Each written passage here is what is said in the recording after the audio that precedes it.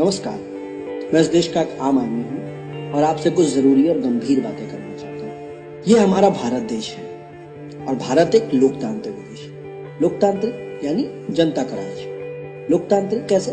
क्योंकि हम हर 5 साल में वोट डालकर अपने देश का नेता चुनते हैं, जो कि चुनकर आने के बाद हमारी नुमाइंदगी करता है और हमारे देश को 5 साल तक चलाता है। अब बड़ा सवाल ये है कि इस देश में वोट डालने की प्रणाली पारदर्शी और त्रुटि रहित है कि नहीं, क्योंकि इसी के सवाल के उत्तर पर पूरा लोकतंत्र टिका है। तो आइए देखें कि हम वोट कैसे डालते हैं। जी हाँ, ईवीएम या इलेक्ट्रॉनिक वोटिंग मशीन के द्वारा। आइए ईवीएम के बारे में थोड़ा और जानें। ईवीएम क्यों?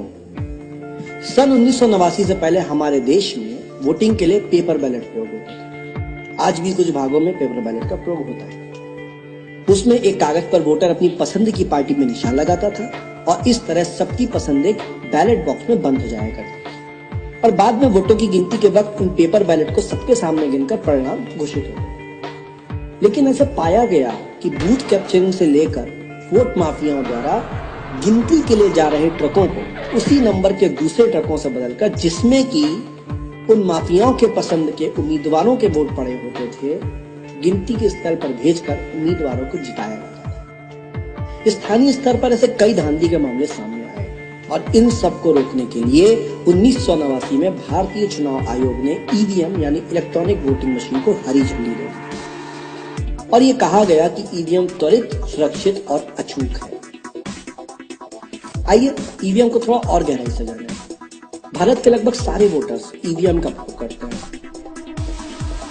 सन 2010 में तकनीकीविद और वैज्ञानिकों की एक टीम ने ईवीएम पर एक गंभीर और विस्तृत चर्चा की, जिसमें कि हरि के प्रसाद, तकनीकीविद हैदराबाद, डॉक्टर एलेक्स हेंडरमैन, कंप्यूटर विज्ञान प्रोफेसर मिशिगन विश्वविद्यालय अमेरिका, रोब गोंगग्रीज, तकनीकी कार्यकर्ता हॉलैंड, स्कॉट वॉल्चकॉफ, एरिच बुस्ट्रो, विद्यार्थी खोजकर्ता मिशिगन विद्यालय अमेरिका, अरुण कल्तिपति, साई कृष्ण साकमुडी, बस वाया गति, इंजीनियर नेट इंडिया आदि शामिल थे।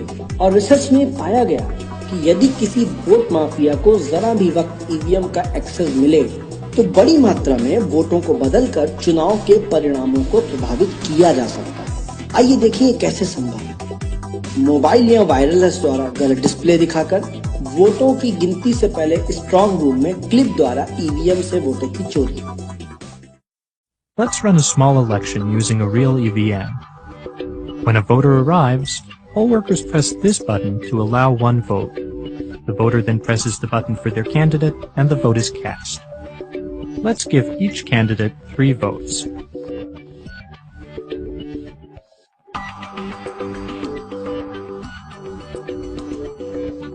Later, the votes are read from the EVM during a public counting session. The display shows that candidate 1 wins with 7 votes, but something is wrong. That number was supposed to be 3. Somehow, 1 vote has been stolen from each of the other candidates.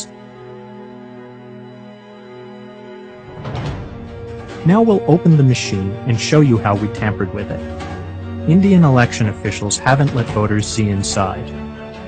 The EVM contains a simple computer with a processor and memory to store votes. We made the machine cheat by tampering with the hardware. We opened the machine and replaced the real display with this dishonest lookalike version, which lies about the election results. As you can see, the 2 displays look nearly identical. We built our version in a few weeks from parts costing just a few dollars. Under the displays, we had a small chip that replaces the real results with dishonest ones, and a Bluetooth radio that lets us wirelessly signal who should win. Criminals could install a dishonest display at any time before the votes are counted, possibly years before the election. Here's a second way criminals could cheat. They could also change votes while the machines are stored between the election and the public counting session. To prove this, we built a small vote stealing tool. It has a dial to select the winning candidate, and it clips directly to the memory chips that store the votes in the EVM. The attacker just attaches it momentarily, and it rewrites the votes. This attack leaves no traces and makes sure our favorite candidate wins. तो आपने देखा कि हमारी जिन EVM पर हमारा लोकतंत्र टिका है, उन्हें माफियाओं द्वारा अपने उम्मीदवारों को जिताने के लिए प्रयोग करना कितना आसान है। नोट करिए कि मशीनों में ब्लूटूथ रेडियो या नकली माइक्रो प्रोसेसर चुनाव से महीनों सालों पहले भी लगाए जा सकते हैं और चुनाव से कुछ घंटे पहले भी। ये कहना अतिशयोक्ति नहीं होगा कि जैसे टाइपराइटर पर काम करने वालों के लिए कंप्यूटर आने पर उनकी कार्य क्षमता 100 गुनी बढ़ गई है, ठीक वैसे ही पेपर बैलेट की जगह ईवीएम आने पर वोट माफियाओं की कार्य क्षमता भी असीमित हो गई है। 2012 में सुब्रमण्यम स्वामी ने घोषित किया था कि विपक्ष का लोकसभा चुनाव में पूर्ण सफाया वोटिंग मशीन का घोटाला है।